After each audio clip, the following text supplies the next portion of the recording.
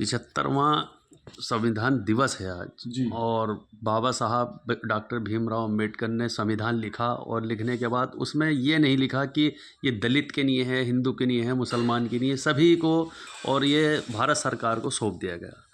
अब बाबा साहब ने जो संविधान लिखा था वो सभी को मानना चाहिए, मगर अभी जो संभल की घटना है बहुत ही क्या कहना चाहते हैं आप? पेशे से वकील भी हैं और एक पॉलिटिकल पार्टी भी चलाते हैं। वो बहुत ही शर्मनाक है, दर्दनाक है।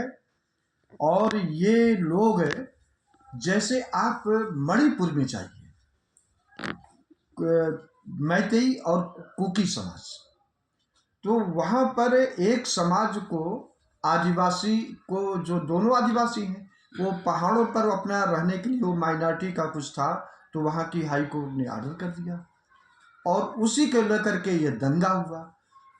आज भारत सरकार अप्रत्यक्ष रूप से पर्दे के पीछे, डायरेक्ट नहीं कर रही कि तुम ऐसा करो, अपने लोगों से याचिका डलवाती है कि ऐसा करो। और जजों को भी मैं तो समझता हूँ कि वो प्रभावित होते हैं और ऐसा करके, क्योंकि भारत सरकार जो आज भारतीय जनता पार्टी के जो मुखिया तो नड्डा जी हैं, जो रहनुमा हैं देश के, अपना मोदी जी, ये जो है आम जनता के लिए सही माने में जो पिछले आज़ादी के बाद से और 2014 के पहले तक जो किया गया था, बल्कि यूँ कह दें कि इस मेन रूप से राजीव गांधी तक वो काम कोई हुआ नहीं। ये सिर्फ लोगों को बरगला करके, धर्म में फंसा करके, धर्म का एक उन्माद फंसा करके, कभी अयोध्या, कभी मथुरा, कभी काशी, कभी संबल, कभी और ऐसे करके आज ये जो इनके आरएसएस के लोग हैं, ये लोग जो सामाजिक कार्यकर्ता के रूप में हैं, मैं तो इनका सामाजिक रोल कोई खास मैं मानता नहीं। ये पर्दे के पीछे खेल रहे हैं, लोगों को गुमराह कर रहे हैं धर्म की भावना में। ये विकसित भारत का नारा दिए हैं। इन्होंने पहले क्या किया? स्मार्ट सिटी कहीं नहीं बना, गोद लिए गांव, वो भी कुछ नहीं हुआ। फिर उसके बाद में ये जनधन योजना, वो भी हो गया। तो जितने भी इन्होंने अपना ये 2022 तक सबको मकान हो जाएगा, वो भी खत्म। जो किसानों की आय दुगनी हो जाएगी, वो भी खत्म। तो जितने भी ये नारा दिए वो असफल विफल रहे। और दूसरी तरफ पर्दे के पीछे देश की जनता को एकदम कई सदी पीछे पहले इस देश को कर दिया नरेंद्र मोदी की सरकार। अब ये जानते हैं कि अगर हम सत्ता में हटेंगे तो हमारे लोग लगभग 80% लोग जेल में रहेंगे। तो वो ऐसी स्थिति न आवे, ये लंबे समय तक सत्ता में बने रहें, ये धर्म का कर रहे हैं। आज जो मुझे सूचना है, संभल में 4 या 5 लोग मारे गए, पुलिस शायद कोई मरा नहीं है, चोट लगी है। तो जब इंडिविजुअल मरा है, पब्लिक मरी है, जनता मरी है, तो वो जनता की गोली से नहीं मरी है, पुलिस के गोली से मरी है। पोस्टमार्टम रिपोर्ट में अगर ये कहता है कि सरकारी गोली नहीं है, तो पुलिस बतावे कि ये प्राइवेट गोली, प्राइवेट कारतूस कैसे पुलिस के पास आया। तो इनकी प्लानिंग थी कि अगर कोई मरता है तो पोस्टमार्टम रिपोर्ट में ये सब होगा तो पता ना चले। तो ये बड़े प्लानिंग के तहत जो पुलिस वाले हैं, सरकार के इशारे पर ऐसा किया गया है। लोक समाज पार्टी ऐसी कृत्य को भर्त्सना करती है, कंडेम करती है कि भविष्य में ऐसे ना हो। और जो इस संबल की घटना पर जो लोग याचिका लगाए हैं, पुलिस वाले जितने हैं, जो ऑर्डर दिए हैं कि जाके वहां पर खुदाई करो, जज साहब को छोड़ दे रहे हैं, उनको भी सोचना चाहिए था कि ये हम क्या कर रहे हैं किसी को करके। ये अब जमाना इसका नहीं है, सब पर मुकदमा चलना चाहिए। ऐसे देश नहीं चलेगा। आप लोगों को धर्म धर्म धर्म में फंसाए रखो और लोगों को ना स्कूल दो, ना अस्पताल दो, ना शिक्षा दो, ना उनको रोजगार दो, सब निजीकरण ठेकेदारी में फंसाए रखो, उनको गुलाम बना के रखो, महंगाई पर कोई कंट्रोल ना करो। ये ऐसा देश थोड़ा चलेगा।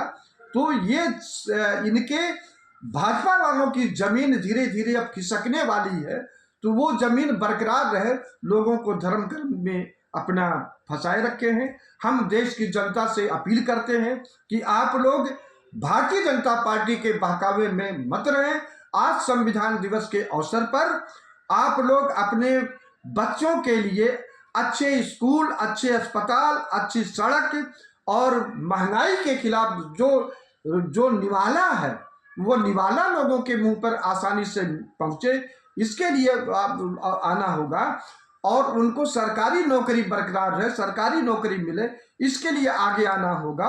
और ये जो चाहे वो मुस्लिम समुदाय के लोग हों, चाहे हिंदू समुदाय के लोग हैं, जो धर्म की बात कर रहे हैं, धर्म की तरफ लोगों को खींच रहे हैं, सबसे अपील करते हैं कि आप लोग दूर रहें। संभल की घटना पर 2500 एफआईआर हो जाती है जनता पे। वहाँ के सांसद, वहाँ के विधायक के बेटे, सब पे एफआईआर हुई हैं। बताते हैं 7 लोगों पे इन पे भी हुई हैं। वहाँ के जो सांसद हैं शफीकुर रहमान बख्श के पोते, उन पे एफआईआर, मगर वो कहते हैं कि मैं उस दिन प्रदेश के अंदर नहीं था, बेंगलोर में थे। उनके पास ऐसी कोई भी वो नहीं है कि जो उत्तर प्रदेश में थे। और कहना प्रशासन का, जिन लोगों को गिरफ्तार किया गया है, अभी तक 100 से ज़्यादा गिरफ्तारी हो चुकी हैं, उन पे एनएसए लगाई है। क्या होगा उस भविष्य उनका? देखिए, यही तो मैं लोगों को कहता हूँ कि आप लोग किसी के बहकावे में न आवे। चाहे हिंदू के लोग हैं, धर्म के लिए प्रभावित कर रहे हैं, बुला रहे हैं, या मुस्लिम के लोग कहते हैं कि आप लोग आइए, धर्म खतरे में है, इससे दूर रहें। अभी देखिए, एक फैसला आया था कि उसमें 100 लोगों की सजा हुई है, 100 लोग। अब ये उनसे पूछना चाहिए जो लोग कर रहे हैं, क्या इसमें इन जो 100 लोगों में है, क्या अमित शाह का बेटा वहां गया है? वो क्यों नहीं गया धर्म को बचाने के लिए? ये जितने नेता हैं, इनका बेटा क्यों नहीं गया? सब वही लोग जा रहे हैं। तो इसमें ना कोई नौकरशाह है। जितने जो बड़े महंत लोग वहां पर बैठे हुए हैं, ये लोग क्यों नहीं वहां पर पहुंचे? सिर्फ आम भोली भाला जनता जा करके वहां वो करे। तो मैं लोगों से पुनः अपील करूंगा कि आप, चाहे हिंदू के लोग अगर कहते धर्म खतरे में है, इस्लाम खतरे में है, मुसलमान के लोग भी कहते, हिंदू के लोग कहते हैं कि धर्म खतरे में है, भारतीय जनता पार्टी आरएसएस के लोग कहते हैं धर्म खतरे में है, तो उनके बहकावे में मत आवे। आप लोग सिर्फ और सिर्फ भविष्य में अपने रोजगार के लिए, अपनी सरकारी नौकरी के लिए, अपने स्कूल के लिए, अपने अस्पताल के लिए और अपने सामाजिक सुरक्षा के लिए, इसके लिए आगे चले, किसी के बहकावे में ना चले। और वही एक रास्ता जो देगी भविष्य में लोक समाज पार्टी के साथ जुड़े। मेरा आखिरी सवाल था कि जो अभी एक मामला चल रहा था उत्तर प्रदेश के अंदर के जो लोग घटना में या कैसे मुलजिम होते नहीं थे, बाकी उनको गिरफ्तारी हो जाती थी और उनका मकान गिरा दिया जाता था, क्या ऐसी घटना फिर दोबारा होगी? देखिए, सुप्रीम कोर्ट का 2 जजमेंट आया है। एक तो justice ex chief justice DY Chandrachud के बेंच की, और दूसरा BR गवई के बेंच की। BR गवई के बेंच की 50 पेज का, उनका 30-35 पेज का है। बढ़िया जजमेंट है, शायद 50 से ज़्यादा जजमेंट है उनका। और इसी पर है, उन्होंने गाइडलाइन बनाया है कि किसी का मकान आप ऐसे नहीं तोड़ सकते हैं। MCD है, कोई भी है, और कोई भी कारपोरेशन है, और मुलजिम को समझ करके आप नहीं तोड़ सकते। गाइडलाइन में पहले आप उनको सर्वे करेंगे, फिर नोटिस देंगे, नोटिस में वो उनको सुनवाई का मौका देंगे। अपील करते हैं तो अपील तक आपको वेट करना होगा। ये सब करके के बाद में पूरी प्रक्रिया नेचुरल जस्टिस, प्रकृति के न्याय का सिद्धांत को फॉलो करते हुए आप चलेंगे। किसी का घोंसला आप नहीं गिराएंगे, ऐसा आ जाए। बहुत बहुत शुक्रिया। तो ये हमारे साथ थे गौरी शंकर शर्मा एडवोकेट, लोक समाज पार्टी के राष्ट्रीय अध्यक्ष।